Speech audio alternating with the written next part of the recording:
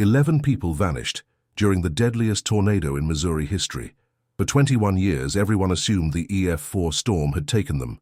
Bodies lost to 190 mph winds, buried under mountains of debris, scattered across miles of devastation. The town mourned. Families searched empty fields. Graves remained symbolically empty. They were wrong. On April 17, 2024, an excavator operator clearing land for a soybean field struck something metallic buried in a Missouri forest. What he uncovered wasn't just a vehicle. It was a tomb. And inside that tomb was evidence of one of the most calculated, patient, and disturbing serial murders in American history. Dr. Thomas Brennan, a respected small-town physician, hadn't waited for the tornado. He'd prepared for it. He'd built his underground prison 16 months before May 4, 2003, not knowing when disaster would strike, only that eventually chaos would come. Fire, flood, train derailment, tornado. Some catastrophe that would let him act. By the way, where are you watching from? Drop your location in the comments. I'm curious how far this story has reached. When that EF4 wedge tornado carved through Marble Hill at 4:44 p.m. on that Sunday afternoon, Dr. Brennan didn't take shelter. He hunted. While families screamed for missing loved ones, while volunteers dug through rubble with bare hands, while the town's electronic infrastructure lay dead and dark, he moved among them wearing a firefighter's shirt and a concerned expression, selecting victims with surgical precision. Rebecca Mitchell and her 12-year-old twins, Emma and Ethan, James Rooker, Maria Sanchez, Dorothy Marks, 8 others, 11 people total, abducted over the course of 5 hours while Marble Hill burned and bled. And then he buried them alive. This is the story of what he did, how he got away with it for 21 years, and the accidental discovery that finally brought him to justice. This is the story of the Marble Hill secret. Dr. Thomas Brennan arrived in Marble Hill, Missouri in January 1995, a 40-year-old divorced physician with vague explanations about leaving St. Louis. Professional conflicts, he told the town council when they interviewed him, needed a change. They didn't press. They were desperate. Marble Hill was a town of 1,500 souls, tucked into the southeastern corner of Missouri, where the Ozark foothills flatten into Mississippi River bottomland. It was the kind of place where everyone knew everyone, where the high school football team mattered more than national news, where Dr. Henderson's retirement had left the community medically vulnerable. Brennan established his practice in a small brick building on Main Street, squeezed between Rooker's Farm Supply and the post office. The office was modest: 3 exam rooms, a small waiting area with magazines from 1992, a receptionist desk where Martha Crenshaw worked part-time. He saw patients from 8 a.m. to 5 p.m., Monday through Friday. He made house calls when needed. He volunteered with the fire department. He attended First Baptist Church sporadically, enough to be seen, not enough to seem overeager. He was competent, professional, always available. Parents brought their children to him. Farmers came with work injuries. Elderly residents trusted him with their chronic conditions. He stitched wounds, set bones, prescribed antibiotics, referred complex cases to specialists in Cape Girardeau. He smiled at the right times. He remembered people's names. He asked about families. He was exactly what a small-town doctor should be. In 2002, Brennan purchased 40 acres on Old Farm Road, 4 miles outside town. The property was heavily wooded, oak, hickory, pine, with a small clearing where a farmhouse had burned down decades earlier. He bought a used trailer home and parked it on the cleared section. His neighbors, the Webbs, lived a quarter-mile down the road. They waved when they saw him. He waved back. In late 2002, Brennan told the Webbs he was building a storm shelter. "Tornadoes," he said with a shrug. "You never know." They thought nothing of it. This was Missouri, Tornado Alley's eastern edge. Storm shelters were common sense. He hired a contractor from Cape Girardeau, someone who didn't know him personally, wouldn't ask questions. He specified the dimensions: 8 feet by 10 feet by 6 feet high. Reinforced concrete walls, 6 inches thick. A metal door with an external bolt lock. 2 ventilation pipes. "Planning for a bad one?" the contractor asked while pouring the foundation. "Hope I never need it," Brennan replied. "But if I do, I want to survive." The contractor finished the work in March 2003. Brennan paid cash.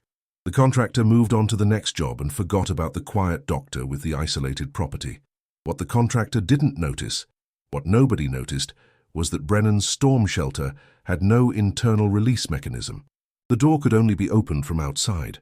The ventilation pipes were designed to be collapsible, and Brennan had constructed it, not in his trailer's yard, but 16 feet into the tree line, hidden and camouflaged. This wasn't a shelter, it was a cage. And Brennan's construction expertise wasn't accidental. His father had owned Brennan Concrete and Construction in St. Louis. Thomas had worked alongside his father through high school and college, learning the trade before medical school. He knew concrete. He knew structural integrity. He knew how to build something that would last. By May 2003, everything was ready. The chamber was complete. The door tested. The lock verified. Brennan had even stocked it. 4 gallons of water, protein bars, crackers. Enough supplies to sustain life for maybe 10 days, not more. Not enough to survive. Just enough to prolong suffering. Now, all he needed was chaos. Saturday, May 3rd, 2003, dawned clear and warm in Marble Hill. Temperature in the mid-70s. Light wind from the south. The kind of pleasant spring day that makes you forget Missouri's weather can turn violent with 30 minutes' notice. Dr. Brennan woke at 6 a.m. in his trailer, his morning routine unvarying. Coffee, black, 2 sugars. Toast with butter. 30 minutes watching the Weather Channel. Then dressed, khakis, button-down shirt, comfortable shoes, and drove his 2001 Ford F-150 into town. He reached his clinic by 7:30 a.m. Saturday hours were lighter. He saw patients until noon, mostly routine appointments scheduled in advance. He checked Mrs. Patterson's blood pressure. He renewed Mr. Chen's diabetes medication. He examined little Alyssa Wilkins' ear infection and prescribed amoxicillin. At 11 a.m. between patients, he checked weather forecasts on his office computer. The Storm Prediction Center had issued a moderate risk for Sunday across southeastern Missouri. Supercells were likely. Large hail, damaging winds, tornadoes possible. Brennan felt a familiar flutter of anticipation. He'd been monitoring weather patterns obsessively for months, studying convective outlooks, tracking jet stream positioning, learning to read atmospheric instability like a second language. This setup looked promising. His final Saturday appointment arrived at 11:45 a.m. Rebecca Mitchell and her 12-year-old son, Ethan. Rebecca taught 5th grade at Marble Hill Elementary. She was 34, divorced 3 years, raising twins, Ethan and Emma, with help from her mother-in-law. She was devoted, organized, the kind of parent who never missed a sports physical deadline. "Hey, Dr. Brennan," Ethan said, bounding into the exam room with the energy of a kid who'd rather be anywhere else. "Ethan, ready for another soccer season?" "Yeah. Coach says I might start this year." Brennan conducted the exam efficiently. Height, 5 feet 2 inches. Weight, 93 pounds. Blood pressure, normal. Heart rate, normal. Reflexes, normal. He checked flexibility, strength, coordination. Everything perfect. "All set for another year of soccer," Brennan said pleasantly, signing the sports physical form. "Try not to break anything." "Thank you, Dr. Brennan," Rebecca said, ushering Ethan toward the door. "Say thank you, Ethan." "Thanks, Doc." Brennan watched them leave, Rebecca's hand on Ethan's shoulder, the easy affection between them, the mundane normalcy of a mother and son on a Saturday errand. He filed the paperwork. He locked the clinic at 12:30 p.m.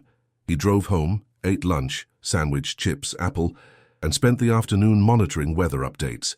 By 3 p.m., Sunday's forecast had solidified. The moderate risk remained.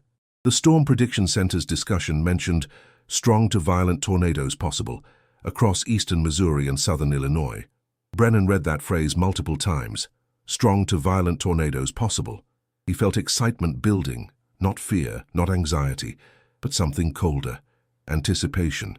He'd been waiting for this, preparing for this. The chamber was ready. He was ready. At 5 p.m. he drove to his property.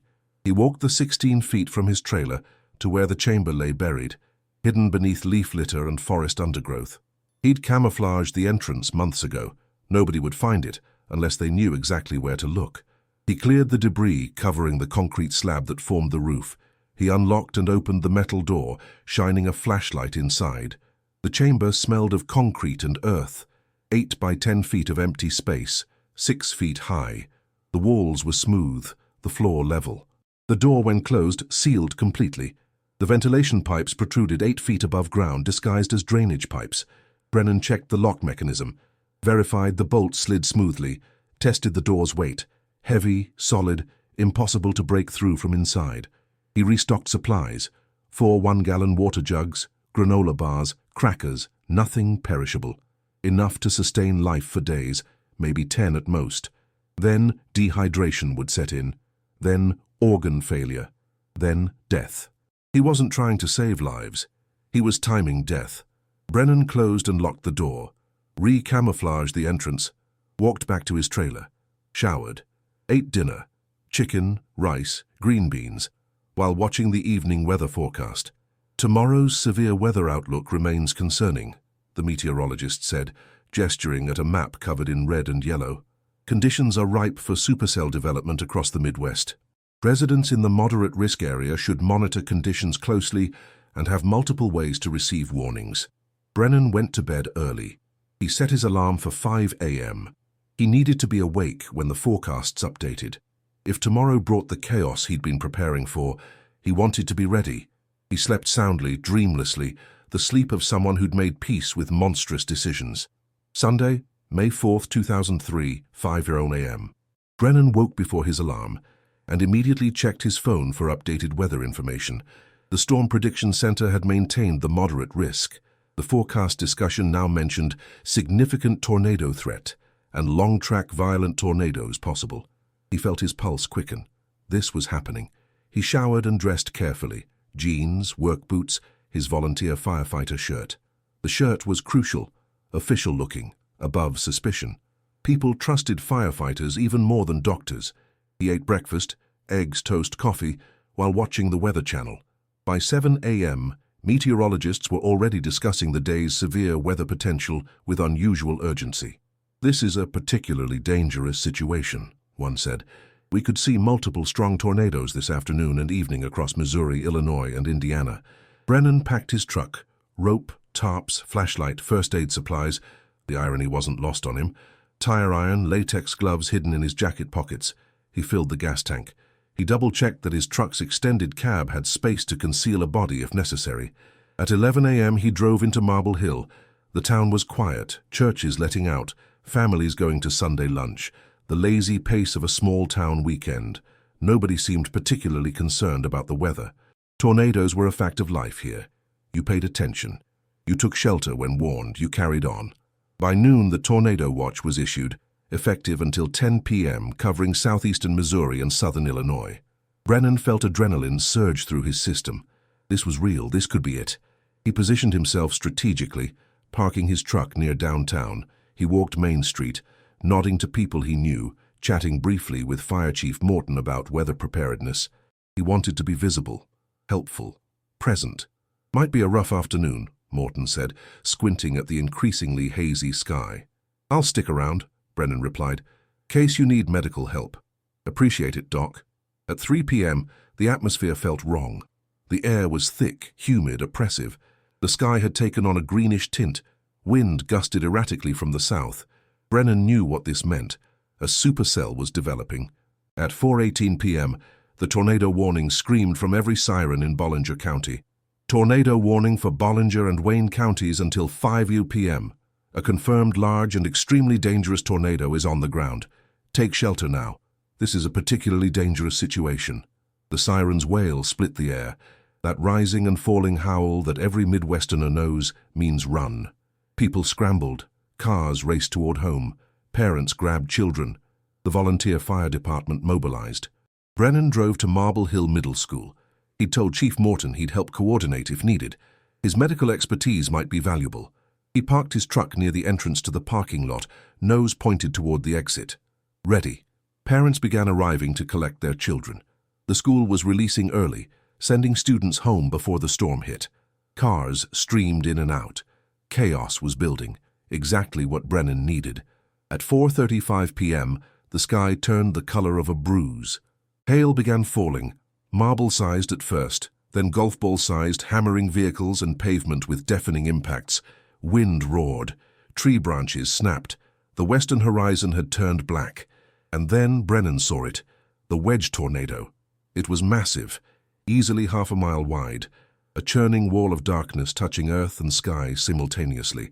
It moved with terrible inevitability, grinding across farmland toward Marble Hill at 40 miles per hour. Lightning flickered inside the funnel. Debris spiraled at heights that seemed impossible. Brennan estimated 3 to 4 minutes until impact. He had to move fast. At 4:39 p.m., a silver Honda Accord pulled into the school parking lot. Brennan recognized it immediately. Rebecca Mitchell's car. She'd come for her twins. She was alone, vulnerable, focused entirely on reaching her children. Brennan approached her driver's side window wearing his firefighter shirt, a flashlight in hand, a concerned expression on his face, and latex gloves hidden in his pockets.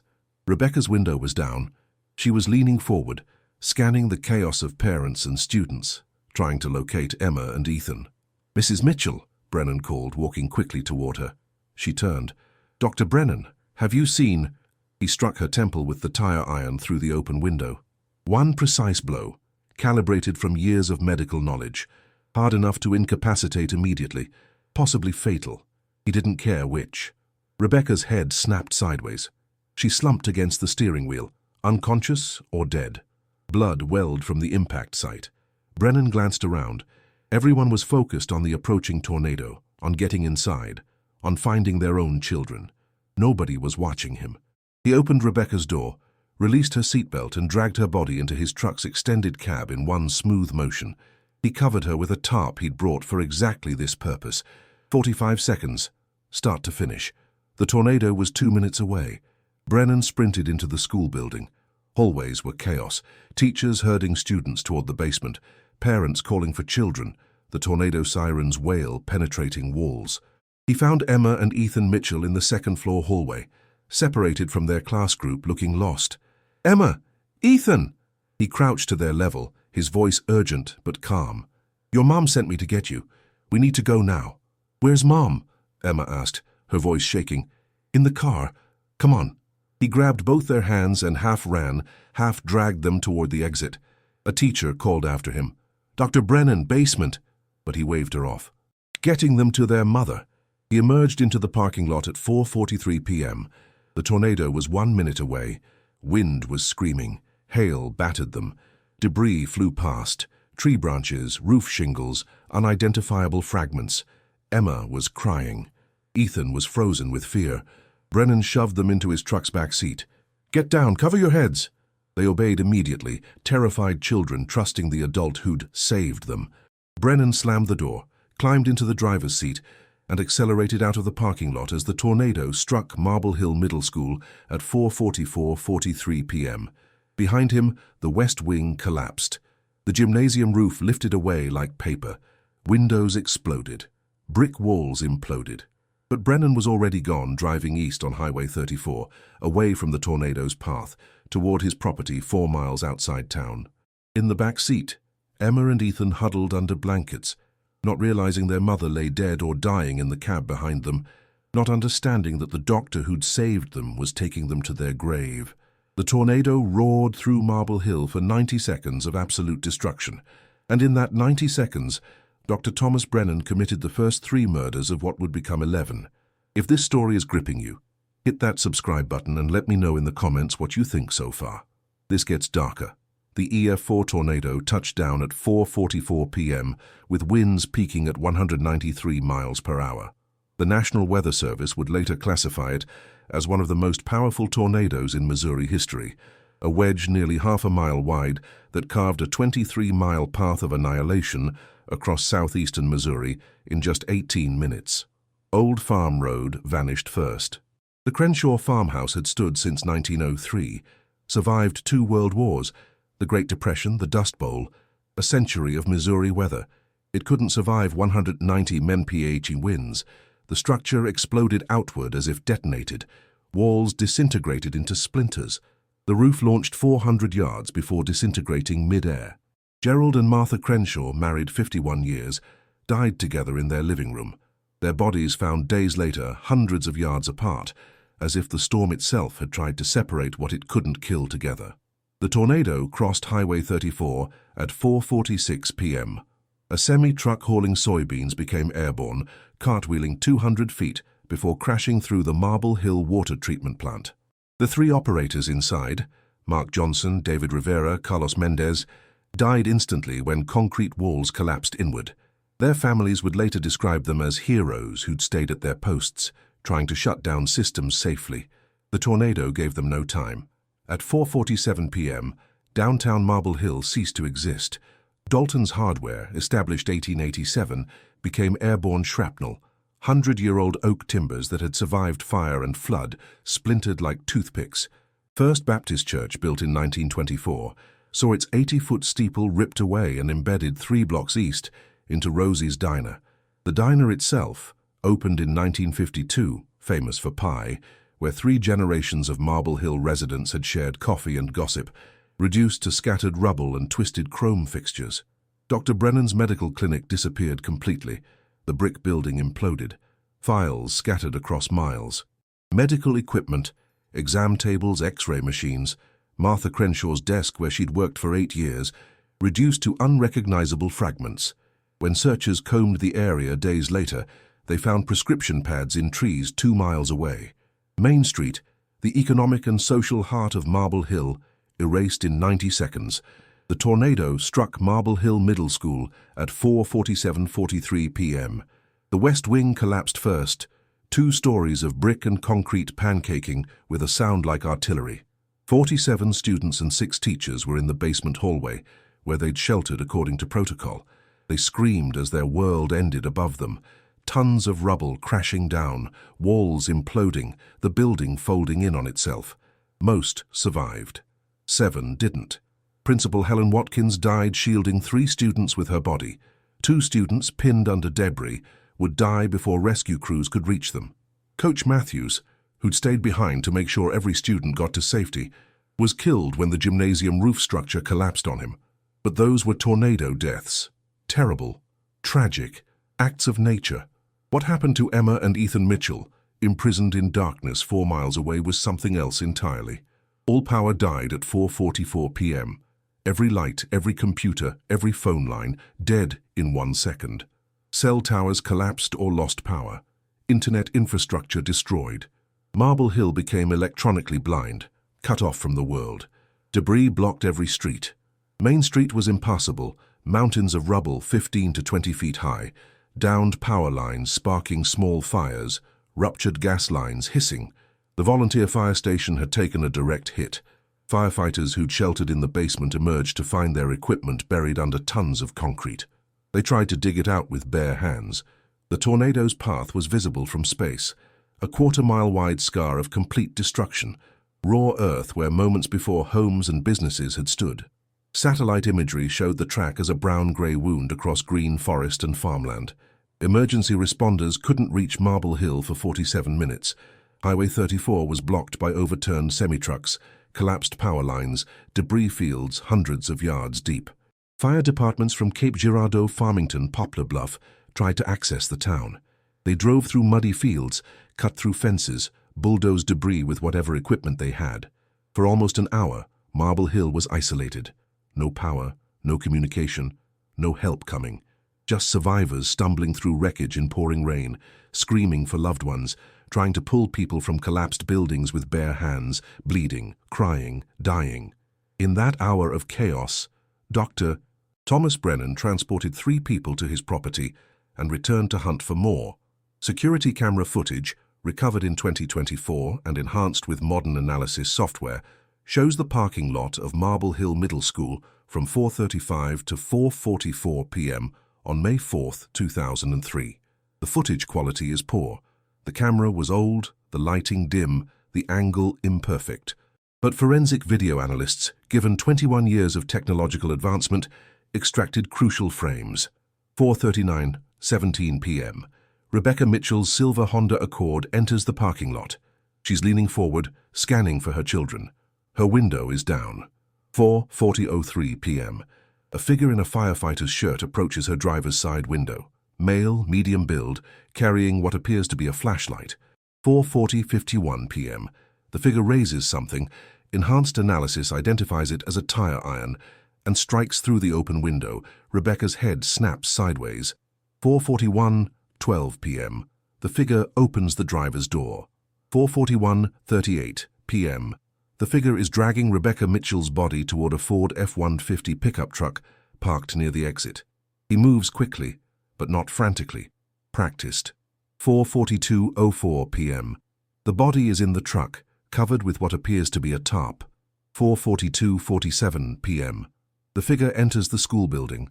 5:44:12 p.m. The camera feed dies as the tornado hits.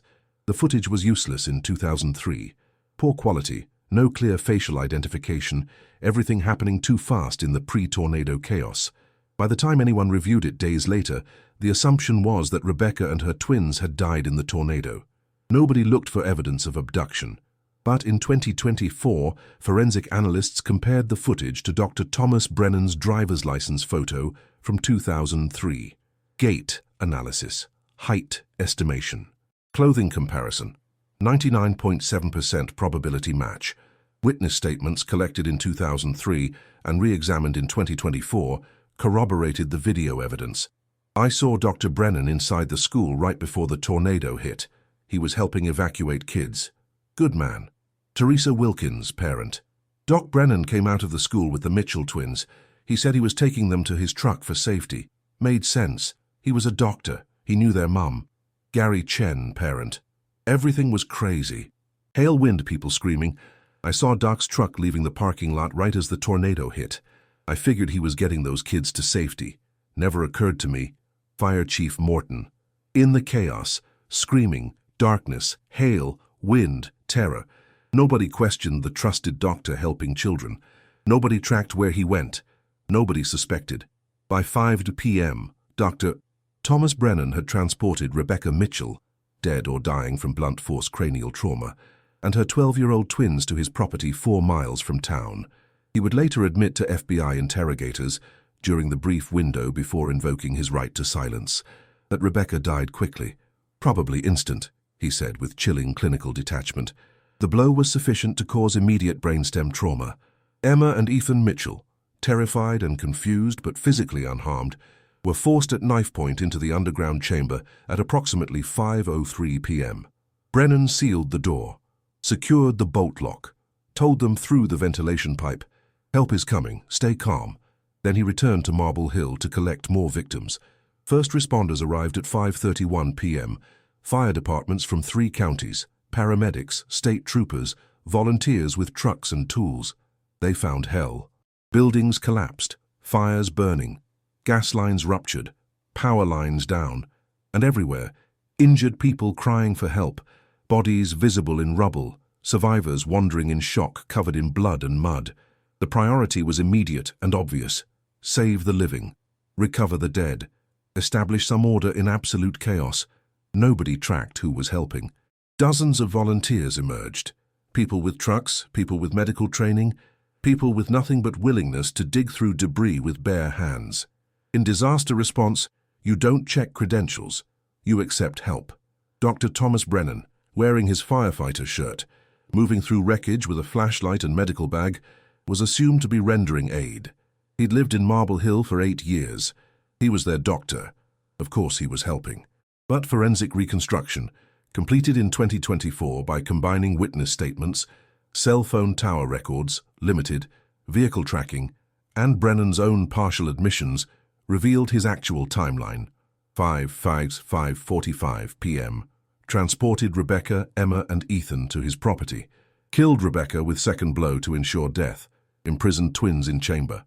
Returned to Marble Hill. 6:15 to 7 p.m. Downtown area. Found James Rooker, 62, trapped in the basement of his collapsed farm supply store. Rooker was stunned, injured but alive. Brennan appeared, offered to get help, convinced Rooker to let him transport him to the emergency triage area they're setting up. Took Rooker to his property instead. 7 to 8:30 p.m. Found Maria Sanchez, 28, grocery store clerk, wandering Main Street in shock, separated from her family. Blood streaming from a head wound. Disoriented. Brennan approached. "Maria, I'm taking you to the hospital." Put her in his truck. Drove to his property. 9:15 p.m. Found Dorothy Marks, 81, in the wreckage of her home on Pine Street. She was pinned under a collapsed interior wall, both legs broken, crying for help. Brennan and 2 other volunteers extracted her. Brennan, I'll transport her to triage. The other volunteers moved on to the next victim. Brennan drove Dorothy to his property. 9:15, 11 p.m. Made 2 more trips in increasing darkness. Gerald Patterson, 68, farmer found wandering Highway 34, concussed.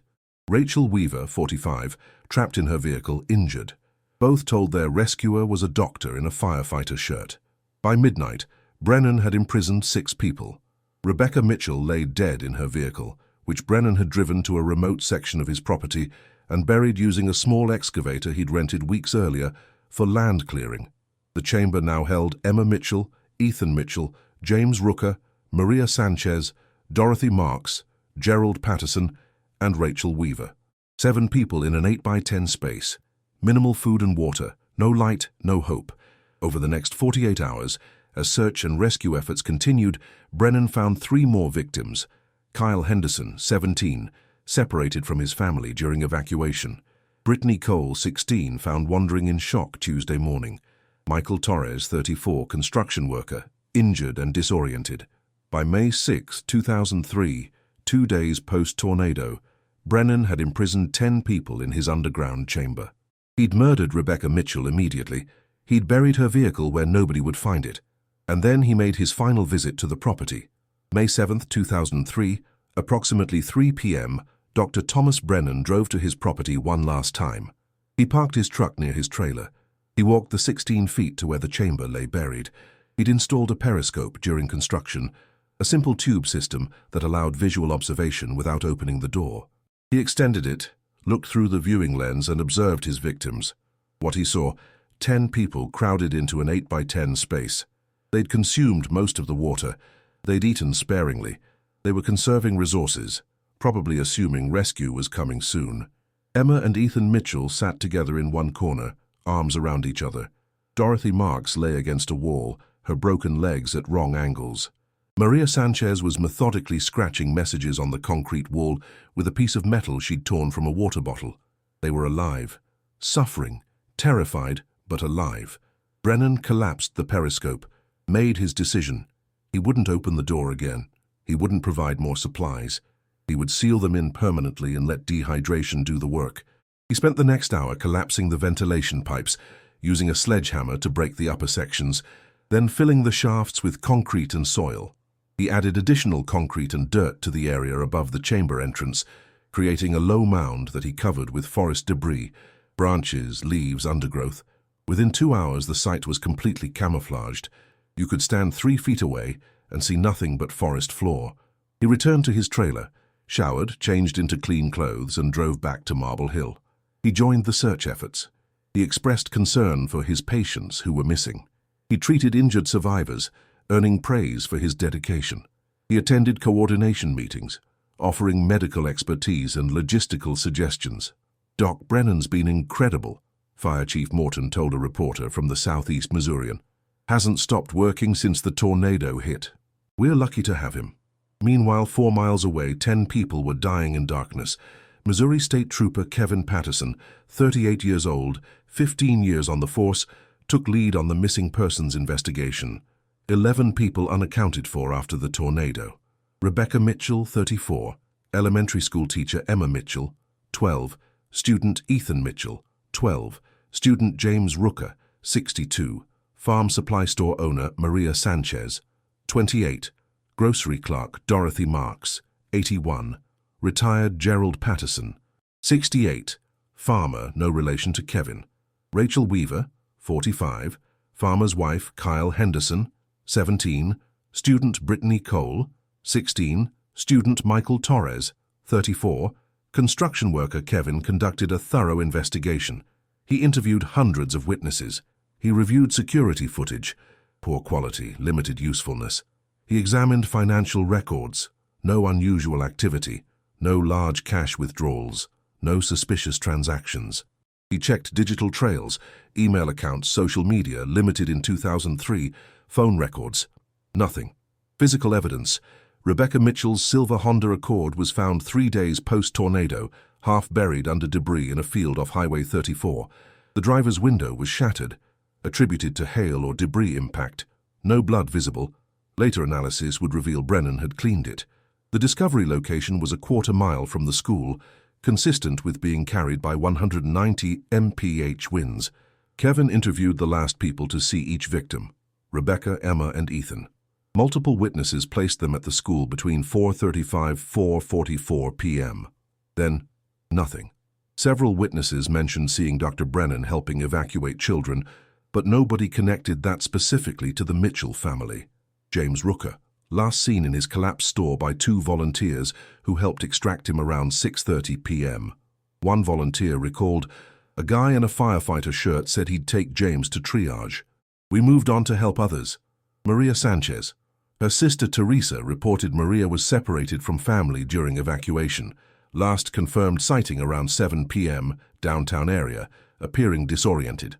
The pattern continued for all 11, last seen during the tornado's immediate aftermath in chaos, often with someone helping who was never identified. Kevin suspected foul play initially, 11 people vanishing in the same event, but he couldn't build a case. No bodies, no crime scene, no evidence, no motive, no suspects. The working theory became official after 6 months.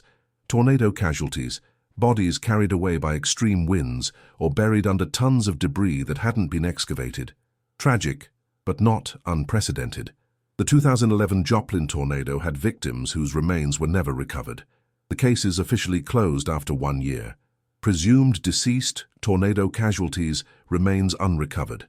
Dr. Brennan remained in Marble Hill through 2009. He reopened his practice in a temporary modular building 6 months post-tornado. He treated survivors. He attended memorial services. He stood at graves, including the symbolic empty grave marker erected for Emma and Ethan Mitchell, and offered condolences to Sarah Mitchell, Rebecca's mother-in-law, who'd lost her daughter-in-law and grandchildren. "They were beautiful children," he told Sarah at the memorial service. "I'm so sorry." Sarah, 63 at the time, 58 years old now, would remember that conversation with horror 21 years later. The man expressing sympathy had murdered her family. In 2009, Brennan announced his retirement and relocation to Springfield, Missouri. The town threw him a farewell party at Marble Hill's rebuilt community center. Over 200 people attended. They gave him a plaque, in appreciation of 14 years of dedicated service. Fire Chief Morton gave a speech praising Brennan's volunteer work and response during the tornado. "Doc Brennan saved lives that day," Morton said. "We're grateful for everything he did for this community." The plaque would later be destroyed. Morton would require counseling. Brennan sold his property in 2008 to a developer who never developed it, eventually selling to the Webb family in 2019. The sale was unremarkable. 40 acres of wooded land, assessed value $85,000, sold for $82,000. Nobody inspected beyond a basic survey. Brennan moved to Springfield and lived quietly for 15 years. He volunteered occasionally at a free clinic. He attended Grace Baptist Church. He had no close friends, but was cordial to neighbors. He read medical journals. He maintained his medical license despite retirement. He never spoke about Marble Hill unless asked, and then only briefly. Terrible tragedy. Glad I could help. Kevin Patterson retired from Missouri State Highway Patrol in 2019 after 40 years of service, but he never forgot the 11. Every May 4th, he pulled the case file and reviewed it, hoping for something new. He found nothing. The cases remained cold until April 17, 2024.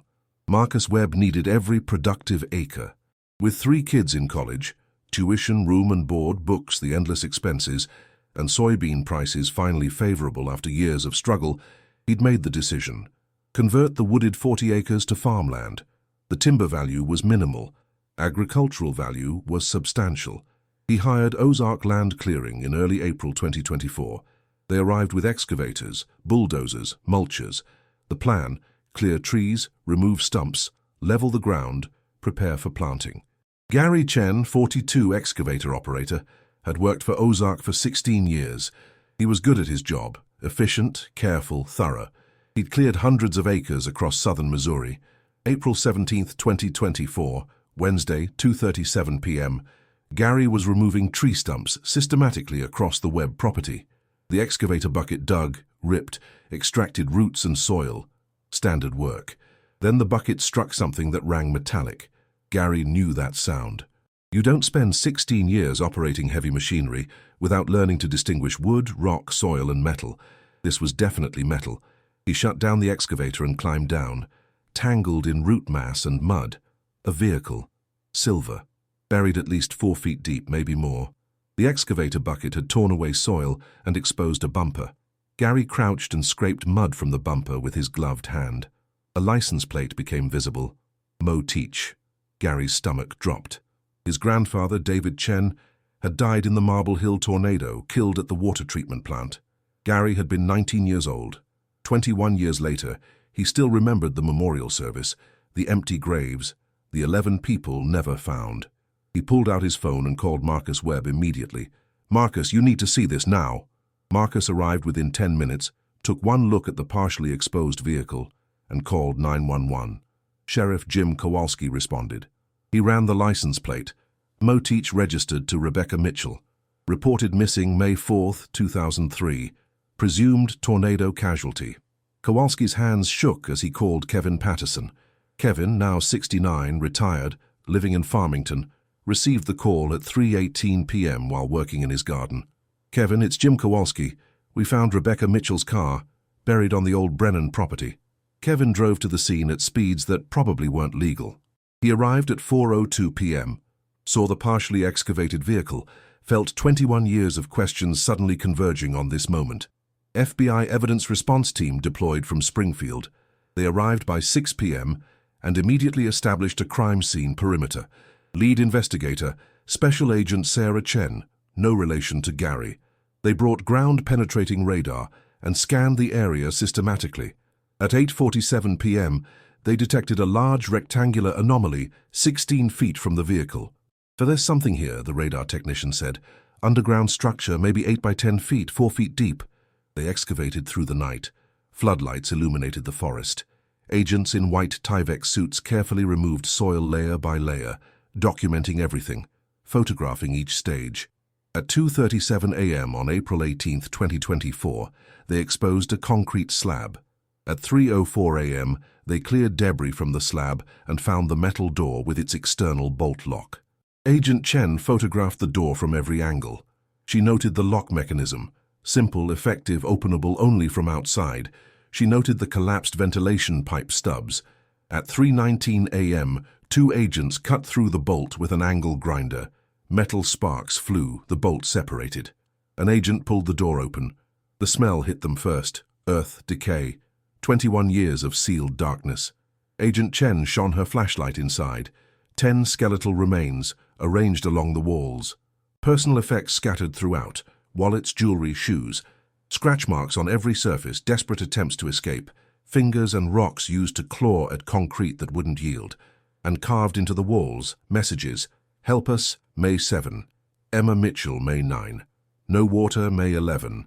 Please God, May 14.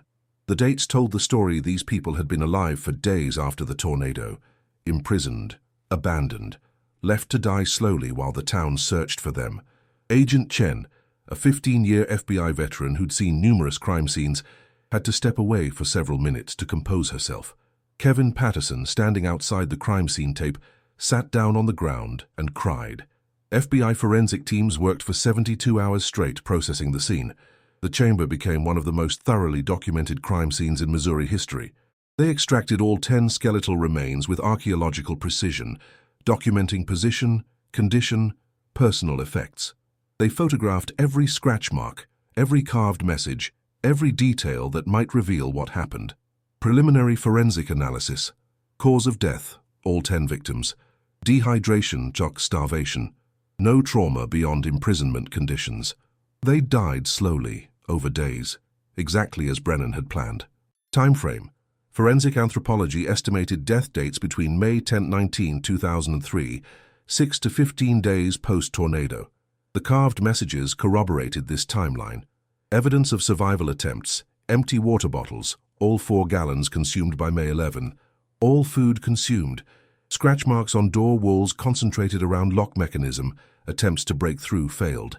Bloody fingerprints, victims had scratched until fingers bled. Carved messages tracked deterioration. May 7th, help us, hopeful. May 9, names carved, establishing identity in case of death. May 11th, no water, desperation.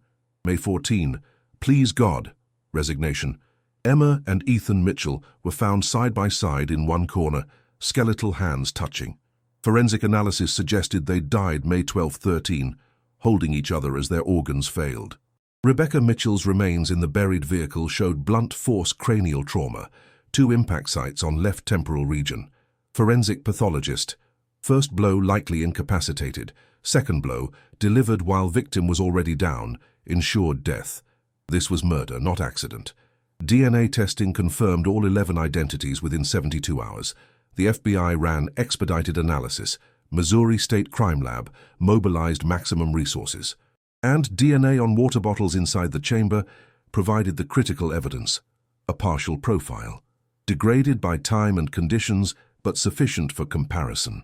The FBI ran the profile through CODIS, Combined DNA Index System, and got a hit. Dr. Thomas Brennan, on file from a voluntary sample he'd provided in 2018 when volunteering at the Springfield Free Clinic, standard procedure for medical volunteers. 99.4% probability match. Property records confirmed.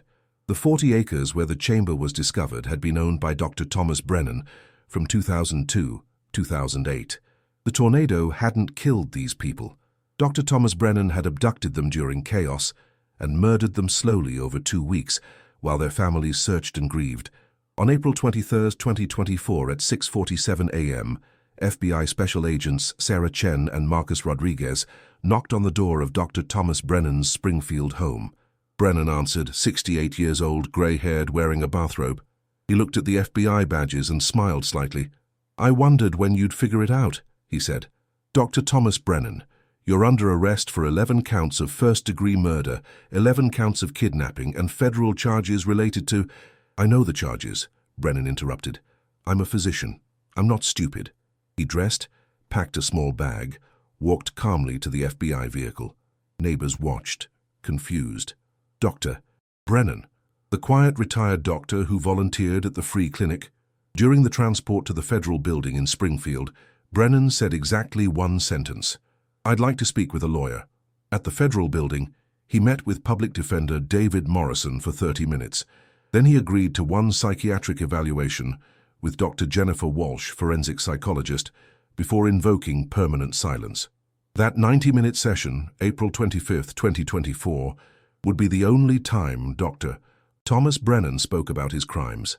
Dr. Jennifer Walsh sat across from Dr. Thomas Brennan in Interrogation Room 3, Springfield FBI Field Office. She'd interviewed hundreds of killers during her 23-year career.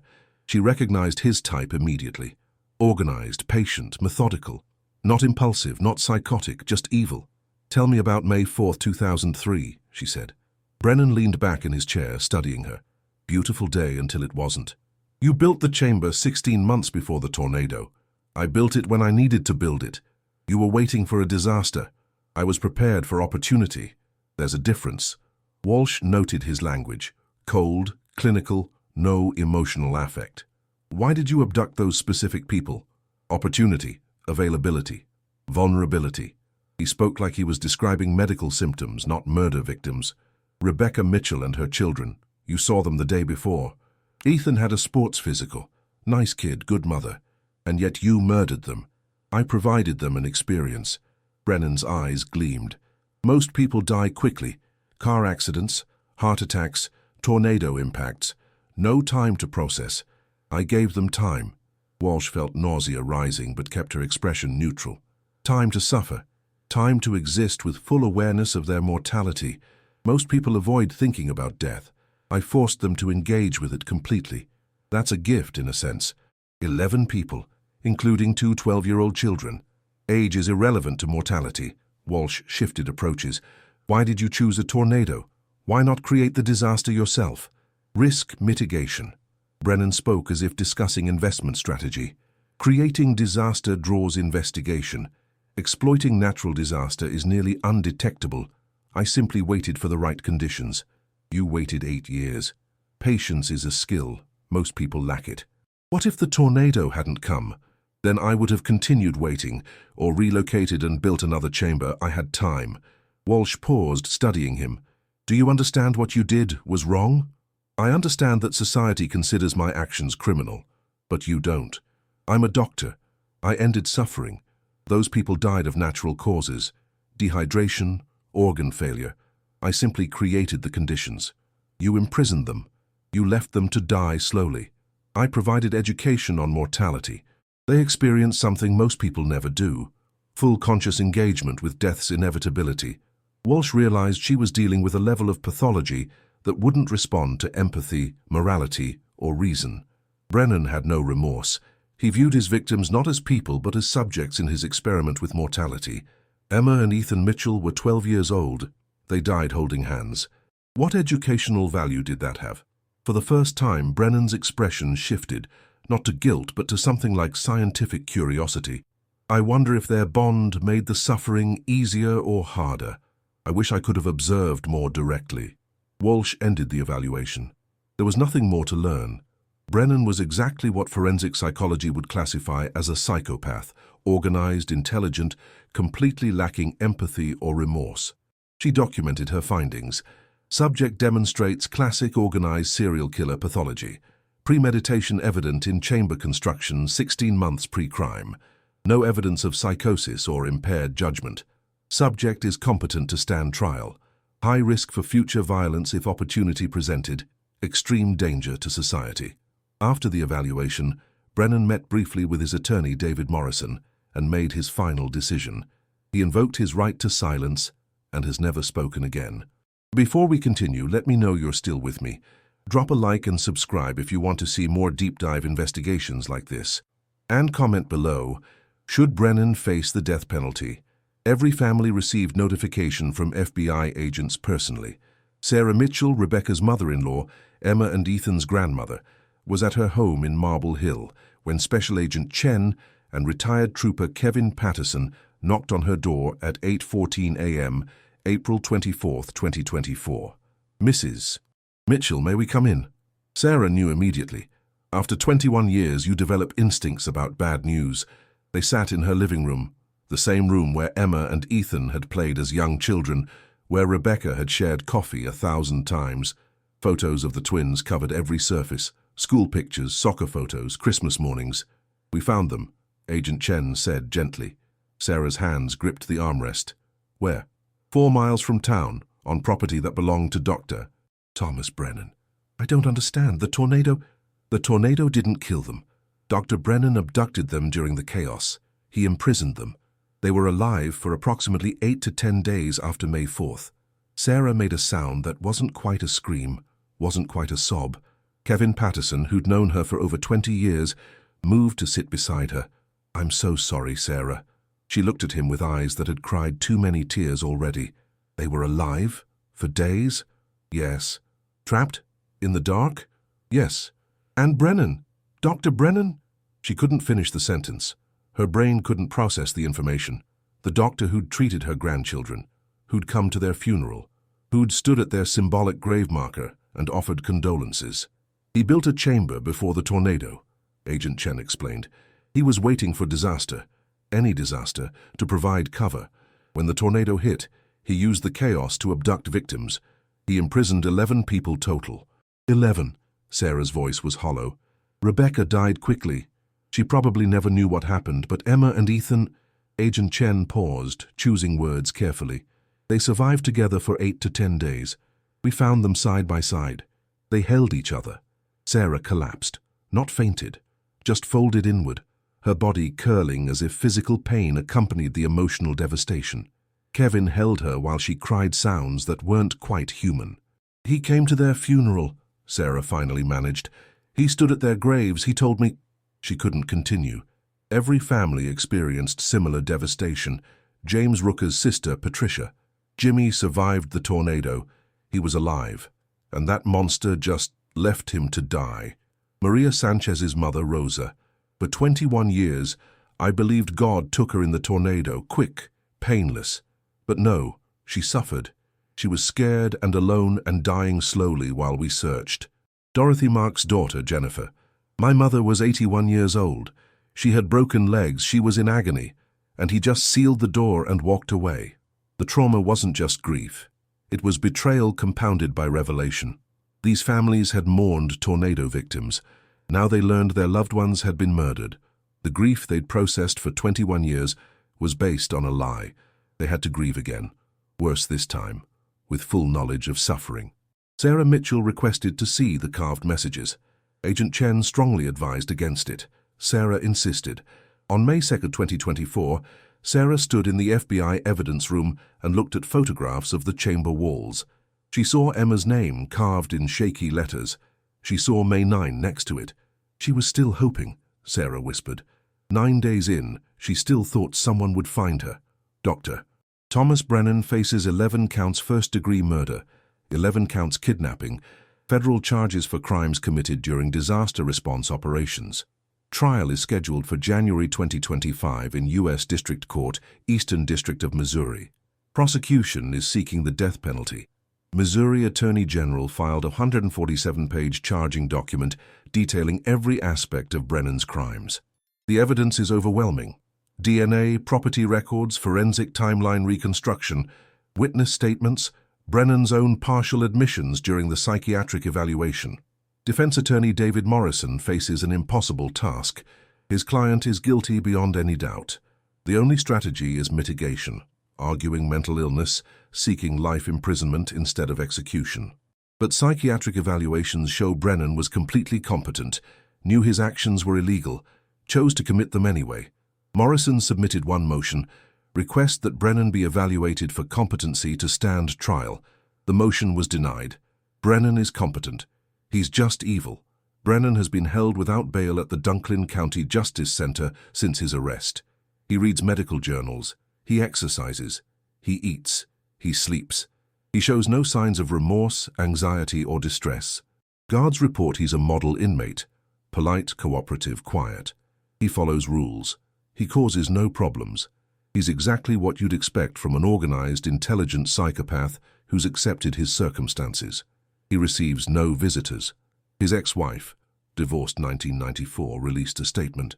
I haven't spoken to Thomas in 30 years. I'm horrified by these revelations. My thoughts are with the victims' families. Psychiatric evaluations conducted by 3 independent experts reached identical conclusions. Diagnosis: antisocial personality disorder with psychopathic features. Key findings: no capacity for empathy or remorse. Views other humans as objects, not people. Derives satisfaction from control and suffering. High intelligence used to manipulate and deceive, extreme danger to society. No possibility of rehabilitation. Dr. Michael Torres, ironically, sharing a name with one of Brennan's victims, forensic psychiatrist with 30 years' experience. Brennan is among the most dangerous individuals I've assessed. His capacity for patient, methodical planning, combined with complete lack of empathy, creates a predator who will wait years for opportunity. His use of natural disaster as cover demonstrates sophisticated criminal thinking. If he weren't incarcerated, he would kill again without question. The trial will be one of Missouri's most significant in decades. National media is already positioning coverage. Comparisons to other serial killers, Ted Bundy, Dennis Rader, Gary Ridgway, are inevitable but incomplete. Brennan is unique in his method, building infrastructure and waiting for disaster. Sarah Mitchell plans to attend every day of trial. I need to look at him. I need him to see me. He took my family. The least he can do is face me. Missouri governor enacted the Marble Hill Accountability Act on September 15, 2024. The legislation implements comprehensive changes to disaster response and missing persons investigations. Section 1. Post-disaster tracking. All evacuees must be documented at designated checkpoints. Electronic tracking systems deployed within 4 hours of disaster. Every person at disaster site must check in at central coordination. Volunteers must register, provide identification, receive credentials. Anyone transporting injured, displaced persons must document names, destinations. Section 2. Law enforcement presence. Mandatory law enforcement presence at all disaster sites for minimum 72 hours. Officers assigned specifically to missing persons tracking. No assumption of tornado casualties without thorough investigation. All missing cases treated as potential crimes until proven otherwise. Section 3. Parallel investigations. Missing persons investigations run simultaneously with disaster recovery. Separate teams. One for disaster response, one for criminal investigation. FBI involvement. Mandatory for disasters with 5+ missing persons. No case closure without body recovery or definitive proof of death. Section 4. Background checks. All volunteer responders undergo rapid background checks during major disasters. Medical personnel receive enhanced scrutiny. Anyone with access to vulnerable populations must be credentialed. Volunteers with criminal histories, violent crimes, sexual offences, excluded. The act passed with bipartisan support. Representative Catherine Morrison, who sponsored the legislation, "We cannot allow disasters to provide cover for predators. Dr. Brennan exploited our assumptions about tornado casualties. That won't happen again." FEMA adopted similar protocols nationally. Federal disaster response now includes criminal investigation components as standard procedure. Marble Hill, Missouri, population now 1,147, held a memorial service on May 4, 2024, the 21st anniversary of the tornado and days after the discovery. The service was different this time. Not just mourning tornado victims, but acknowledging murder victims. The names that had been carved on the memorial wall since 2004 were recontextualized with new plaques, in memory of 11 souls taken not by nature, but by evil. Below that, each name with dates. Rebecca Mitchell, 1969-2003, murdered Emma Mitchell, 1991-2003, murdered Ethan Mitchell, 1991-2003, murdered 7 more names. Sarah Mitchell stood at the memorial with photographs of Emma and Ethan. Dozens of community members surrounded her. Pastor Williams from First Baptist spoke. "For 21 years we believed nature took these people from us. We found comfort in that. No malice, no intent, just the terrible randomness of storms. Now we know different. Now we know a man we trusted, a doctor who healed us, used our darkest hour as cover for unthinkable evil. This changes our grief. It adds betrayal to loss, but it also changes our purpose. We won't just remember them as tornado victims. We'll remember them as people who deserved better, who deserved safety, who deserved a doctor who would save them, not murder them." The service lasted 2 hours. People shared memories, not of deaths, but of lives. Emma's love for soccer, Ethan's obsession with video games, Rebecca's dedication to her students, James Rooker's kindness, Maria Sanchez's laugh, Dorothy Marks's cookies that every neighborhood kid loved. They weren't just victims, they were people. Sarah Mitchell was the last to speak. She walked to the memorial, placed flowers, Emma's favorite, pink tulips, and said simply, "You didn't die in a tornado. You were murdered. And now everyone knows. Now he'll pay. I love you. I'm sorry it took 21 years." The crowd stood silent. Then slowly people began placing their own flowers, pink tulips, yellow roses, white lilies. Within an hour, the memorial was covered. Marble Hill has changed. The betrayal cut deep, deeper than the tornado itself somehow. The tornado was nature. This was human evil wearing a trusted face. Dr. Brennan's old clinic location, rebuilt after the tornado, now houses a law office. Nobody wanted a medical practice there. The symbolism was too painful. His name was removed from the town's volunteer firefighter memorial wall. The plaque they'd given him at his farewell party was destroyed. Fire Chief Morton smashed it with a hammer and buried the pieces. The property where the chamber was discovered will never be developed. Marcus Webb donated it to the state of Missouri. It's now Marble Hill Memorial Preserve, 40 acres left wild, with a single monument marking where the chamber was found. The chamber itself was excavated and preserved as evidence. After trial, it will be destroyed. Some families moved away. Too many memories. Too much pain compounded. But Sarah Mitchell stayed. Now 58, she volunteers at Marble Hill Elementary, the school where Rebecca taught. She reads to students in the same classroom Rebecca used 21 years ago. She talks about Emma and Ethan openly, showing photos, sharing their stories. "I won't let Brennan erase them," she says. "They existed, they mattered. They're not just victims, they were my grandbabies." Kevin Patterson, now 70, stayed involved in the case despite retirement. He attends prosecution meetings, provides historical context, ensures nothing is forgotten. "I failed them once," he says. "I won't fail them again."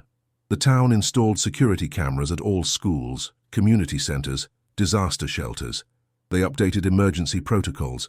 They trained responders to be suspicious, not just helpful. They learned a terrible lesson. Evil doesn't always announce itself. Sometimes it wears a doctor's coat and a concerned expression.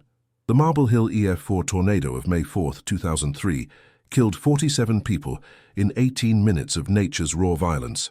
Winds up to 193 mph demolished buildings, snapped trees, shredded lives. Those deaths were terrible, but they were deaths without malice, without intent, without cruelty. Just physics and chance. Dr. Thomas Brennan murdered 11 people over 2 weeks of calculated cruelty. He built his prison 16 months in advance. He waited patiently for disaster. When chaos came, he hunted. When victims cried for help, he sealed them in darkness and walked away. Then he attended their funerals. Then he lived peacefully for 21 years. For 2 decades, everyone blamed the tornado. The assumption was natural. Catastrophic disaster, missing people, never found. Obviously tornado casualties. Bodies carried miles. Remains buried under tons of debris. Tragic, but comprehensible. Nobody suspected murder, because nobody imagined someone could be so patient, so calculated, so willing to wait years for opportunity. That was Brennan's genius.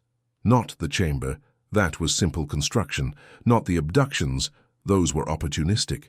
His genius was understanding that disasters create investigative blind spots, that assumed explanations, tornado victims, would prevent real investigation, that missing persons during chaos would be mourned, not investigated. He was right for 21 years. The discovery was pure chance.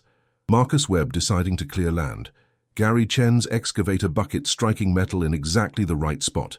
If the bucket had passed 3 feet to either side, Rebecca Mitchell's vehicle might still be buried. The chamber might still be hidden.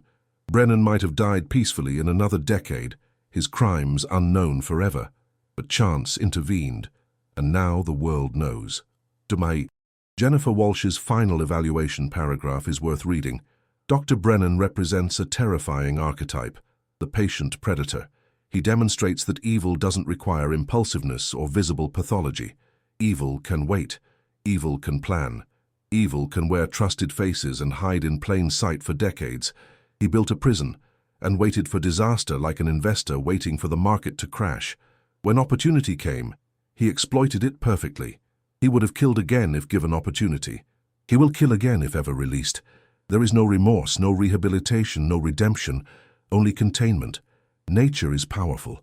Tornadoes, hurricanes, earthquakes, floods, they kill thousands, cause billions in damage, reshape landscapes. We respect nature's power because we must. But human evil, patient and organized, is worse. Nature kills quickly, indifferently, without pleasure. Thomas Brennan imprisoned people in darkness and listened to them die slowly. Nature doesn't do that. Only humans do. The trial begins January 15, 2025. Justice, delayed 21 years, is finally coming.